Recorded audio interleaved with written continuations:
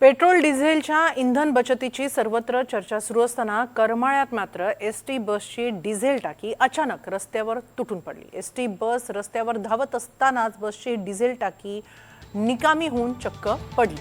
करमाळा ते वाशिंबे मार्गावर धावणाऱ्या बससोबत करमाळा बसची टाकी होती आणि करमाळा शहरात हा प्रकार घडला। बसची डिझेल टाकी खाली पडल्याचं लक्षात आल्यानंतर तात्काळ बस चालकानं बस थांबवली आणि प्रवाशांना खाली उतरवलं।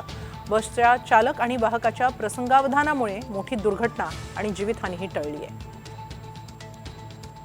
याबाबत अधिक माहिती घेऊया आमचे प्रतिनिधी संकेत कुलकर्णी यांच्याकडून। संकेत, अजब प्रकार म्हणावा लागेल, काय नेमकं घडलं आणि त्यानंतर काय उपाययोजना करण्यात आल्या? करमाळा शहरातील सिद्धार्थनगर भागाचा जो परिसर आहे त्याच परिसरामधून करमाळा ते वाशिंबे ही बस होती। ही धावत असताना अचानकपणे डिझेलची टाकी ही तुटून पडली। थोडासा आवाज झाला, खडींचा आवाज झाला। यानंतर तात्काळ चालक आणि वाहकाने बस थांबवली। बघता क्षणी त्यांना डिझेल टाकी पडल्याचे लक्षात आले। त्यावेळेस त्यांनी प्रवाशांना खाली उतरवले।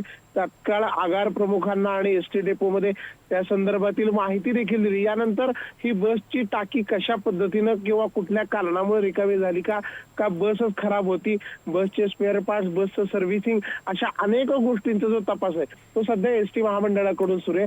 मात्र अशा घटनांमुळे मात्र नागरिक आणि प्रवाशांमध्ये मात्र मोठं भीतीचं वातावरण पसरलेलं होतं। मात्र चालक आणि वाहकाने जे प्रसंगावधान दाखवलं, प्रवाशांना तात्काळ खाली उतरवलं आणि बसपासून काही अंतरावर दूर केलं, यामुळे हा संपूर्ण प्रकारातील जीवितहानी व दुर्घटना पूर्णपणे टळली गेली आहे। माली नक्कीच धन्यवाद संकेत, आपण दिलेल्या या सविस्तर माहितीबद्दल।